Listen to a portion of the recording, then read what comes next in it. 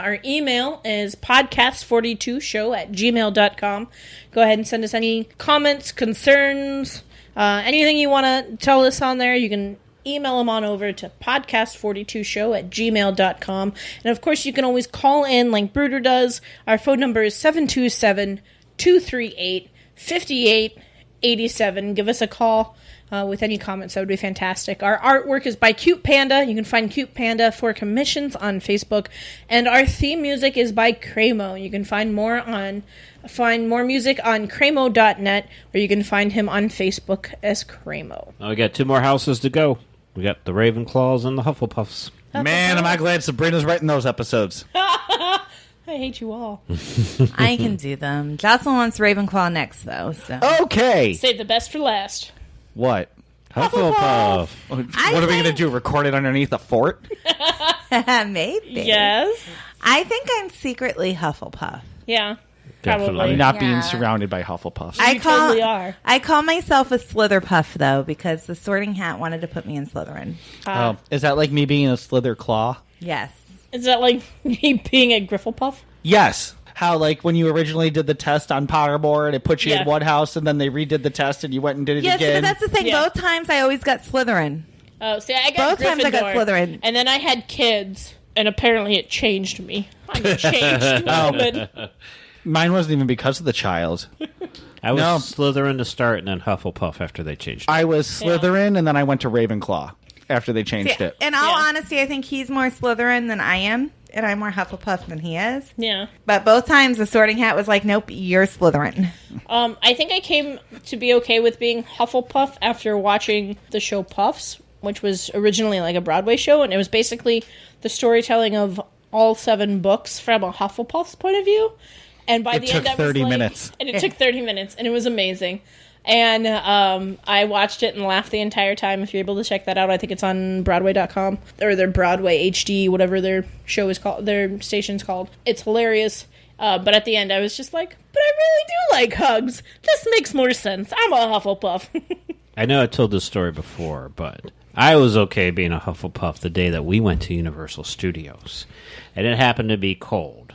And I didn't bring a jacket. Because he's a Hufflepuff. So Slytherin told him to bring a jacket. He did not listen. I didn't bring a You don't want to jacket. listen to Slytherin. I didn't think it was going to be that cold. It ended up being super cold. So when I'm looking through the Universal store to buy a hoodie, the only quality, nice, thick hoodies were the Harry Potter houses. All the other hoodies were really thin, really cheap. Didn't like them. So I'm like, okay, well, I'm going to buy Hufflepuff because that's my house. And my youngest daughter and my lovely wife here made fun of me because now I'm going to wear a Hufflepuff jacket through Universal. And you know what? Everybody was Hufflepuff. Everybody was Hufflepuff at Universal. And we go through this every time. I know more Hufflepuffs than I do anything else. Yes. Because we are forced to be reckoned with. It's sad that as they long have, as there's no sheets around. I mean, yeah. I mean, yes, you have Newt Scamander now, but it's sad that there isn't And Twilight Man. representation. They had Cedric Diggory. Okay, but they Yeah, killed him Twilight off Man. in 35 minutes. What does Ravenclaw have? Cho Chang. Cho Chang. That's it.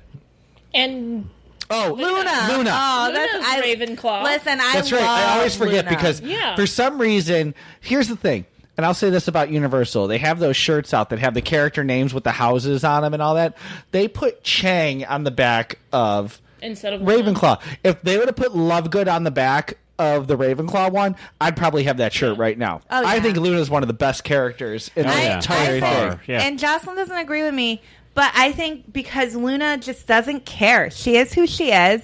Yeah. And she's like, yeah, they call me Looney Lovegood, and that's whatever. Yeah. But at the end of it, doesn't care. she She's doesn't care, amazing. and then it's like she's right, and they just go, Yeah. oh well, look, well, and she yeah. doesn't rub it in anybody's faces, Yeah. and she's loyal, she's friend, she's just Yeah. like she's an overall good person, Yeah. and I love her. She's one of my favorite characters. in the My entire two series. all-time favorite characters in Harry Potter are Bellatrix Lestrange and Luna Lovegood, which is hilarious because they're so different. But those are my two.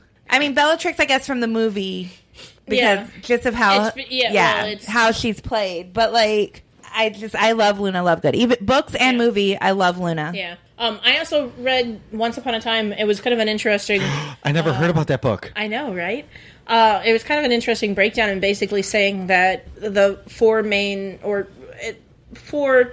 Gryffindors kind of being Harry, Ron, Hermione, and Neville, actually. And it was basically giving a breakdown of how choice matters a little bit and how they were put in into Gryffindor. But really, like, Harry could have been Slytherin. Hermione obviously could have been Ravensclaw. Ron's all Hufflepuff. Ron would be Gryffindor, and then Neville would be more of a Hufflepuff. But it just kind of shows, that choice does have a little bit of say into things as well. Yeah. Which a lot of people don't realize that everybody has kind of that. When you put the sorting hat on, he does take into consideration your thoughts and what you want. Yeah. So, like, Harry sat there and was like, Gryffindor, or not Slytherin. Yeah, not Slytherin. And the hat, and you got to see the hat take that in consideration. But from what I've read and from what I've understood, the hat does that kind of with everybody. Yeah. Like, if you sit up there and you kind of wish for this, that the hat will take that into consideration. Well, if you want to continue that more on a live show, we can do that because we're running out of time. So, And I'm out of beer. And JL's out of beer and he gets grumpy. He does. Real grumpy. So I am Christopher DeVos. I'm Sabrina Pierre. Jail Tros. I'm Laura. Bye. Stay fresh, cheese bags. Catch you on the flippity flop. Young.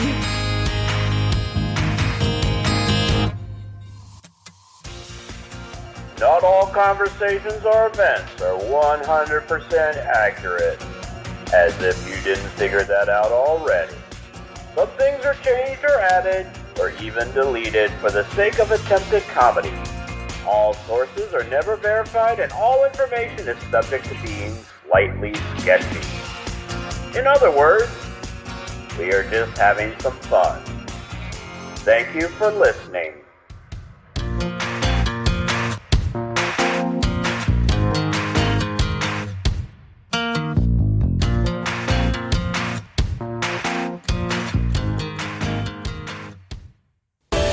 This has been a transmission of the Podfix Network. For more about this show and other great Podfix programs, go to podfixnetwork.com.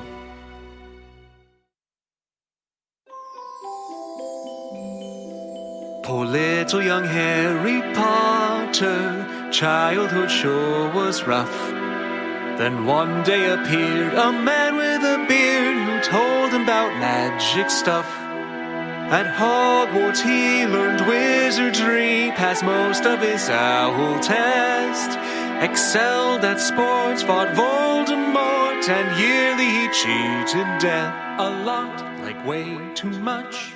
First he took on bathroom trolls and three-headed doggies, murdered a grown-ass man with his hands, killed the giant serpent for the ghost in the potty with a hot tip from a cold friend. Then when the Dementors went on face-sucking benders, he turned back time and went fucking wild, thanks to yet another clutch assist from his friend Hermione. That's just her style. Snap, wait, I just had a very shocking realization. She is the true hero of the tale. Without her wits, bravery, and transfiguration, they'd all be dead or worse, fail. I mean, lie. Come on. She set plans in motion, saved elves and brewed potions, never once gave in to fear. Though Harry was named head of Dumbledore's army, the whole thing was her idea. She socked Malfoy. Not a big deal. He's a douche canoe. Just wanted to mention it. And what does his hard work bring her? A little spineless scrub. How'd this badass witch get hitched to this bitch J.K.